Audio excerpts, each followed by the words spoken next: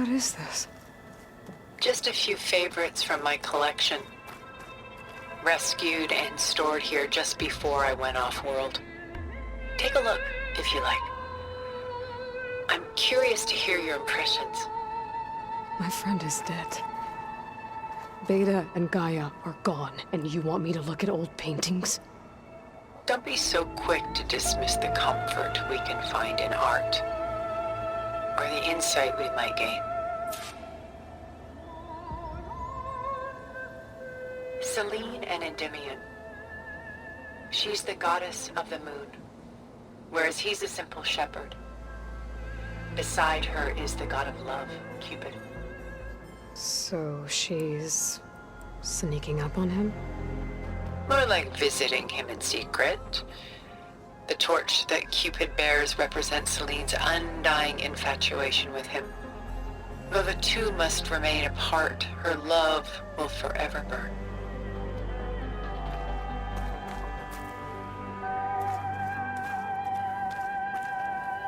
This is Rembrandt painting Jeremiah, a man in mourning. Mourning what? His home. The ancient city of Jerusalem. He foresaw its impending doom, but could do nothing to prevent it. So instead, he saved its treasures from destruction, just as I saved these works. You could say we're kindred spirits.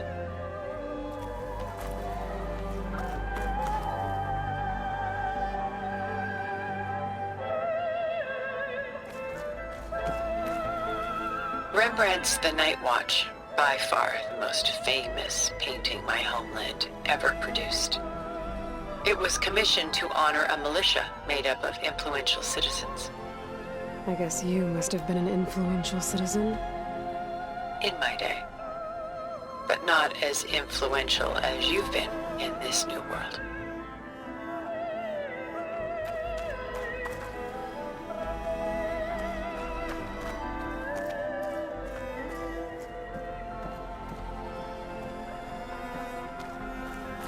Stunning, isn't it? Paintings were the only masterpieces of my people's golden age. This is Van Vianen's Lidded Ewer, molded from a single sheet of silver. What was it for? How like Elizabeth you are. Function over form. Its practical purpose was less important than its meaning. Van Vianen created it in honor of his late brother, who himself was a famous silversmith. A memorial? Yes. Such beauty from sorrow.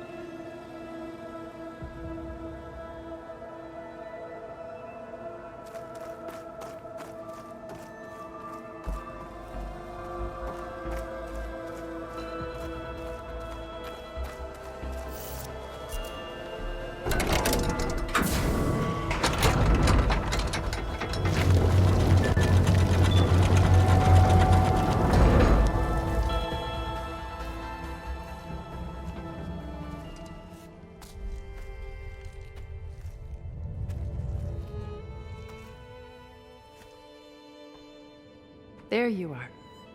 Feeling better? How did you find us? At the Cauldron? And what did you do to everyone right before I passed out? All business, I see. Well, suffice it to say we were keeping a very close eye on Hephaestus, knowing we would need it at some point. Your ruse didn't fool us, and as for my little trick, it was an overload of the senses, accompanied by an energy discharge. Gerard and Eric were only momentarily disoriented due to their shields, but it rendered you unconscious while I got you out. Perhaps some breakfast might steady you a bit?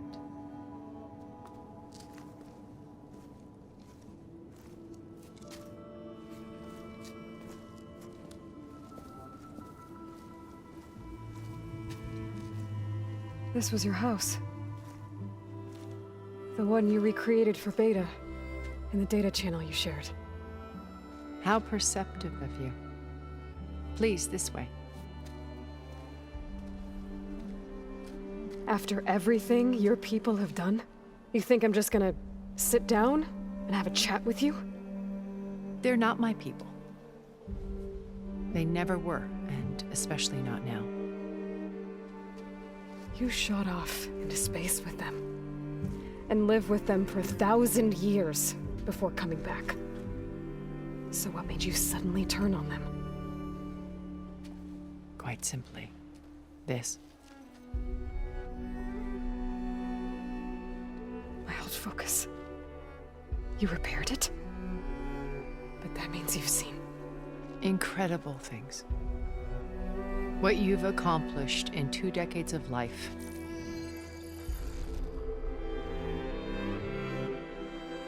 A 1,000 years at my back, and I haven't even come close.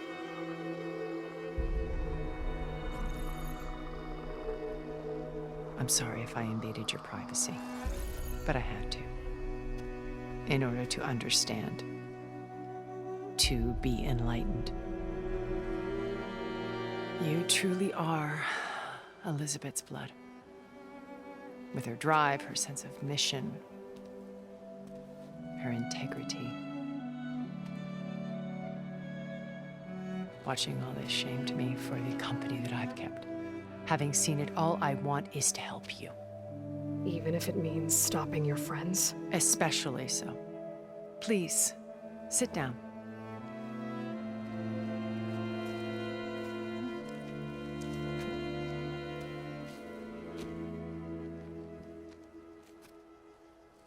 There. That's better. Now, we must recover Beta and Gaia at all costs. By now, you must know that Gerard intends to use Gaia to reboot the Earth's biosphere.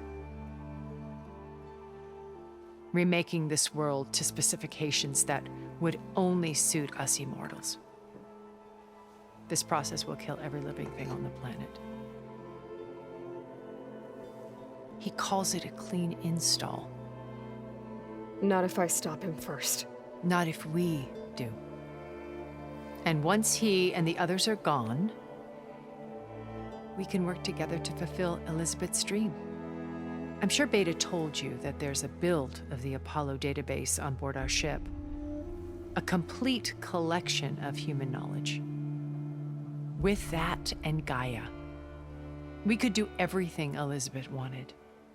Heal the biosphere, educate the people of this world, uplift them. Create the world she imagined. Let's not get ahead of ourselves. From what I've seen, your friends are invincible. I do wish you would stop calling them my friends. And they're not invincible. In fact, a friend of yours has found a way to defeat them. Silence. Oh, he's been a busy bee, building an army powerful enough to crash through Gerard's precious base. Yeah. Regala and her rebels. Even now, she's preparing a final march on the Tenakth capital. When she wins, she'll have the entire tribe under her control. Hundreds of warriors and machines to throw at the base. She's been duped. They'll all perish, of course. But it should be enough to break Gerard's defenses and allow Silence to kill him. Along with all the others. Using the new weapon he's developed. Yes, he's found a way to circumvent our shields. Truly an exceptional man. He's planned for everything. Except you and me. You see, while his army is battering down Gerard's doors, you and I will sneak in through a back way. One that only I know about. While Silence and my friends are busy battling each other, we'll take back Beta and Gaia. I told you I want to help you. I mean it.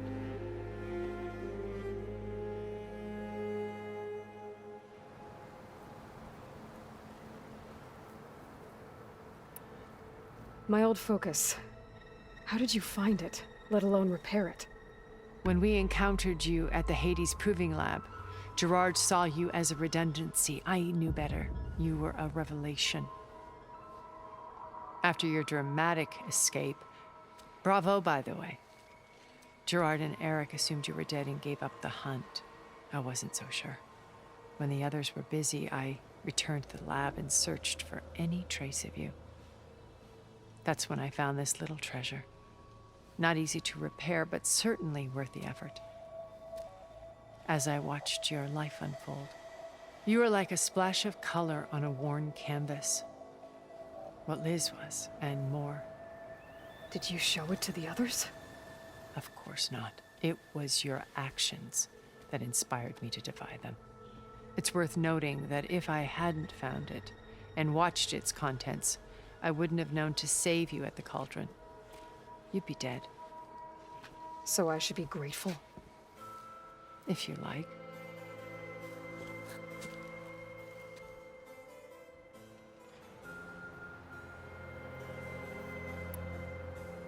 So you know all about me. What about you? What would you like to know? Well, start with your life on Earth. When I was 8, terrorists flooded my home city. Thousands drowned, my parents included. I was one of the few who survived. My guardian sent me to boarding school. Among my peers, I was the strange girl, the orphan to be avoided. All because of circumstances beyond my control. Oh. So we're a lot alike, huh? Aren't we? You were an outcast. But you didn't let that stop you from getting what you needed. Neither did I. I climbed my way out of desolation and used my wits to build a fortune. First, from the technical analysis of art and the detection of forgeries. Profitable expertise in those days. But as it turned out, the software I developed was even more useful for counterintelligence. From there, it was only a short step to gathering extremely valuable intelligence on my own. You were a spy? More like a service one could turn to for information. I had to remain anonymous, of course, to protect my privacy. But despite that anonymity, Far Zenith inevitably sought me out.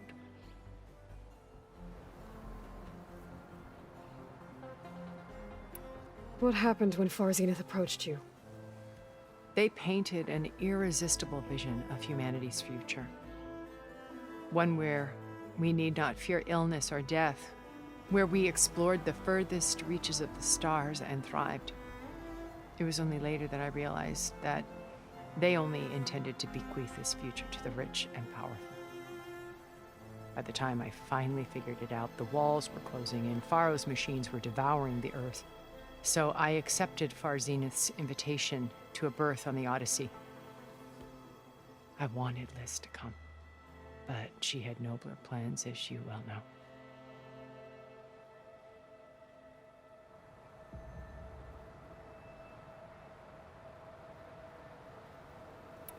So you didn't know the other Zeniths were monsters until it was too late? I knew some of them were, certainly. It wasn't until we were off-planet that I understood the true scope of their greed. I was grateful to simply be alive, but the others became obsessed with a kind of effortless immortality. They built a colony where machines serviced their every need, where any memory or fantasy could be endlessly savored in virtual reality. It wasn't life. It was stultifying, a pampered dream state. As the decades passed, I withdrew more and more, alone yet again, but this time with eons to consider my mistakes. Now finally, having met you, I feel like I have a second chance. To do what? Help you, of course. To fulfill Liz's dream, which isn't so different from Far Zenith's original vision. A better future for humanity.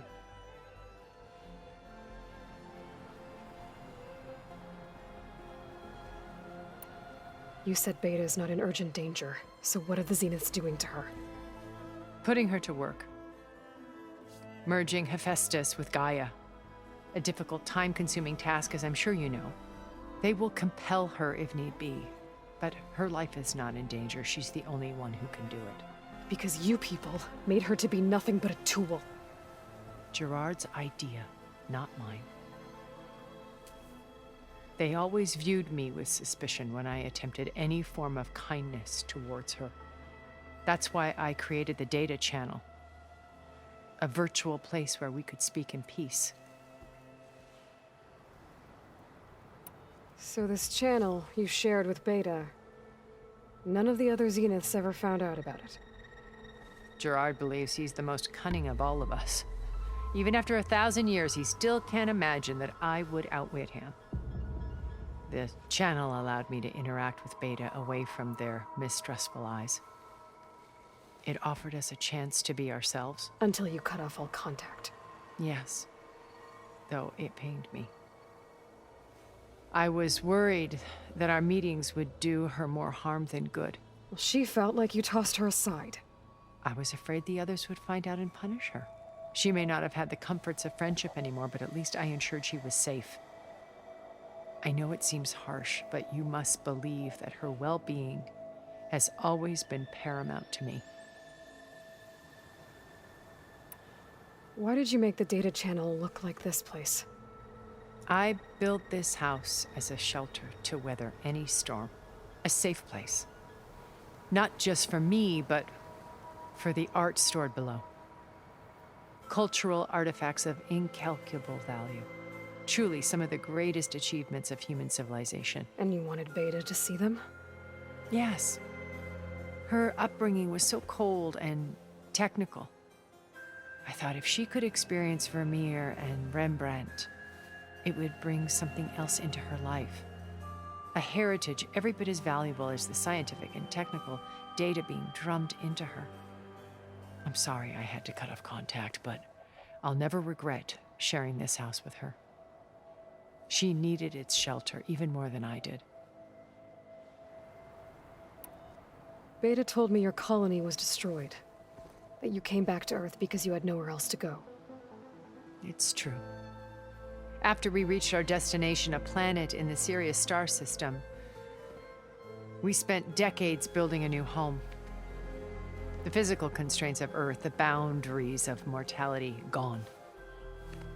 To think of what we could have done with it. It might have been a utopia. Instead, we stagnated, absorbed in effortless comforts and virtual realities. It took a cataclysm to finally yank us out of our stupor. What happened? A massive geological event. We knew of instabilities in the planet core, but we underestimated them. By the time the collapse was upon us, it was too late to stop it. Only a few of us made it to the ship in time. We set course for Earth, the only safe harbor left to us. Which you decided to make unsafe for anyone else. Not me. Gerard. He believes it's better to wipe the canvas clean than work around the smudges. No more primitive tribes, no more combat machines, only a blank slate to do with as he pleases. But we will stop him. All we have to do is get into that base.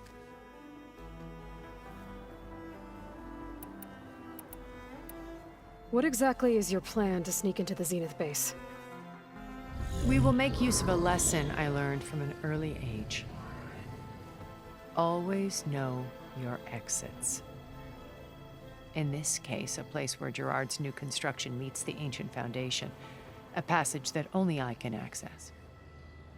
When Silence flings his army at the base, we will enter through this back door, bypassing most of the fighting. The distraction will provide us with a window in which to rescue Beta and Gaia.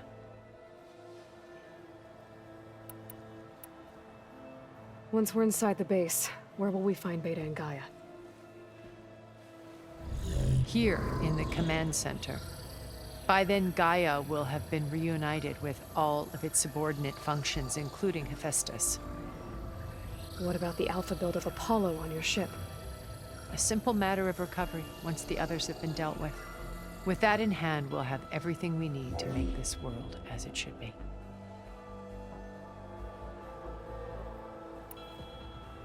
How do you know about Silence's plan? He isn't the only one adept at spyware. You hacked his focus? No, he's too careful for that. But his subordinates? Not so much. He gave additional focuses to the tribals he branded the Sons of Prometheus. The ones working with Regala. By tapping their focuses, I learned about most of his dealings. The distribution of override technology, the arming of Tanakh rebels, and the secret pact with Regala to attack Gerard's base. But how did he come up with a weapon that can take down your shields? That's the one thing I haven't been able to figure out, but however he did it, I'm quite certain it will work. With it and the Tanakh army, victory seems to be within his grasp. Such a shame he'll be disappointed.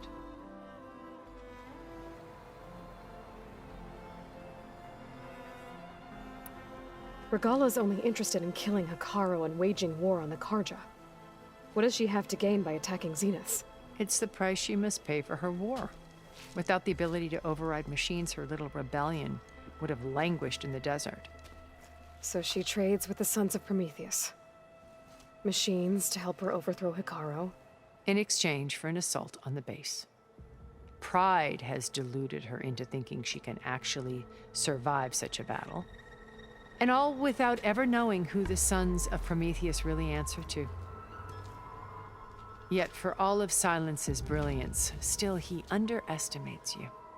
That blind spot is what will allow us to take Beta and Gaia right out from under him. While hundreds of Tanakh are cut down outside.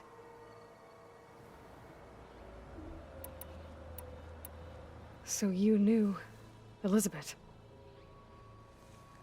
What was she like? Liz was everything she was. I see in you. And more. Your ingenuity, your determination, your moral compass. You've managed to distill her greatest qualities and make them your own. I'm not asking about me. Tell me about Elizabeth. What was she really like? The honest answer is that I don't actually know. For all the time that I spent with her, she always kept a part of herself locked away. It was like that from the moment we met. So when you met Elizabeth, she was what? Distant? Aloof? Not aloof. Not exactly. It was a summit in Paris about machine learning.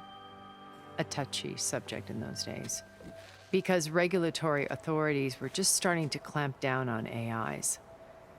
Liz gave the keynote address. She had already achieved great renown for her work in automated environmental reclamation. But in her address, she was just starting to imagine the next step. An AI-driven system that wouldn't just act on its programming, but actually take responsibility for its sphere of influence. To care about life. Not just follow orders. Revolutionary stuff. I was fascinated. And I wanted to meet her for a long time. I watched her after her talk. She had spoken with such moral authority, such empathy. But after that, she retreated. I could tell she felt uncomfortable with all of her admirers. It was as if giving the talk had cost her something. I didn't want to be a pest, so I planned my approach carefully. So how did you finally approach Elizabeth after her talk? I picked the right moment. The morning of the next day, right as she came back to the conference, she had just had her coffee. She was fresh, rested. It was like she had braced herself for the onslaught of colleagues. I asked if I could walk with her, then put forth a question about her talk that I thought was intelligent. Her answer made me realize it wasn't, but she was very welcoming. Almost as if we were previously acquainted. It was only halfway through the conversation that I realized she knew exactly who I was. It was quite a shock to me. My business was trafficking in secrets, and I took great pains to protect my anonymity. So that was Liz. perpetually one step ahead. I came to view our meeting as a metaphor for our friendship. She always seemed to know me far better than I knew her. I guess I know the feeling.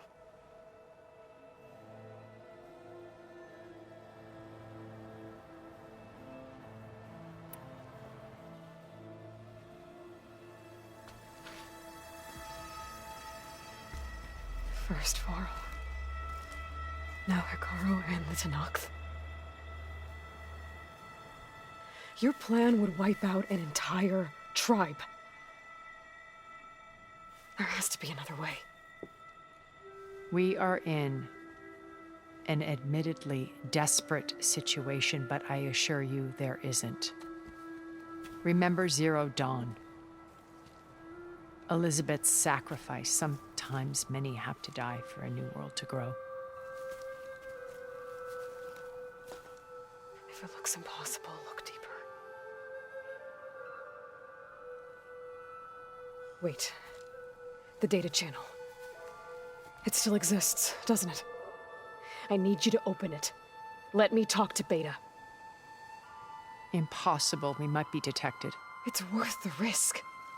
There is another way, one where the Tenakth survive. But we won't. If the others... If you want to help, open it.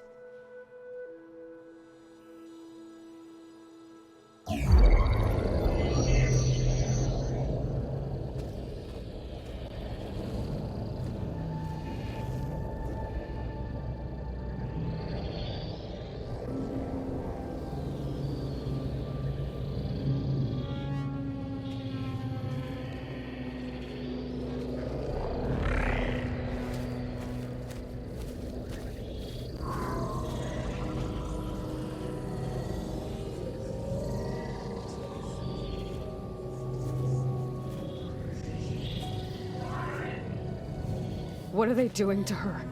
Virtual reality dissociation. The manual merge of Hephaestus will take hours upon hours of tedious micromanagement. If she resists the work, they run simulations to induce feelings of isolation and despair. Beta, can you hear me? You're alive. They're watching me. I can't hold up this extra projection for long. You should have killed me. No. No, look at me. I'm coming for you. I promise, okay? I just need you to hold out a little while longer and work on the merge.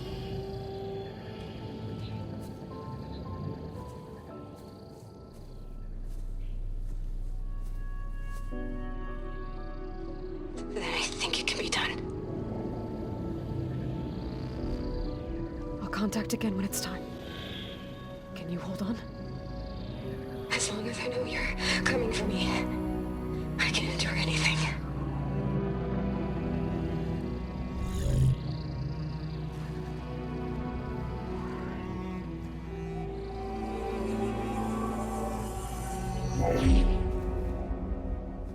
All right.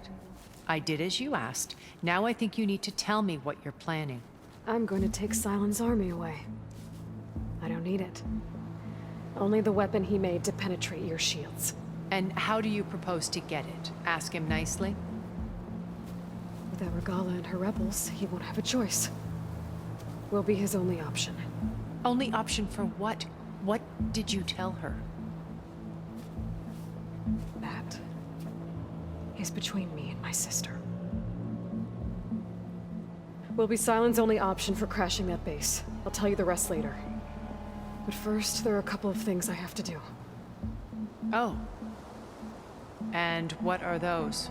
Lay my friend to rest. And then I'm going to use the override that Beta gave me at Gemini to put an end to Regalla's rebellion. From the air. Wait. Since you insist on doing things your way, I know of something that will truly help you make a grand entrance with the Tenakth. The ancient Horus Titans still possess electromagnetic energy cells as part of their arsenal. Drop one of those on Regala's army and they'll receive quite a surprise.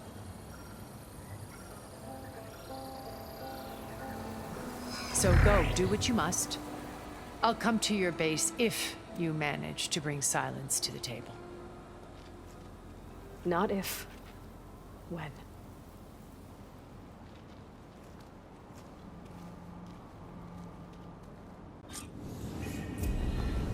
Erend, are you there? Aloy! Aloy, is that really you? Yeah, it's me. Where's everyone else? We're all... we're back at base.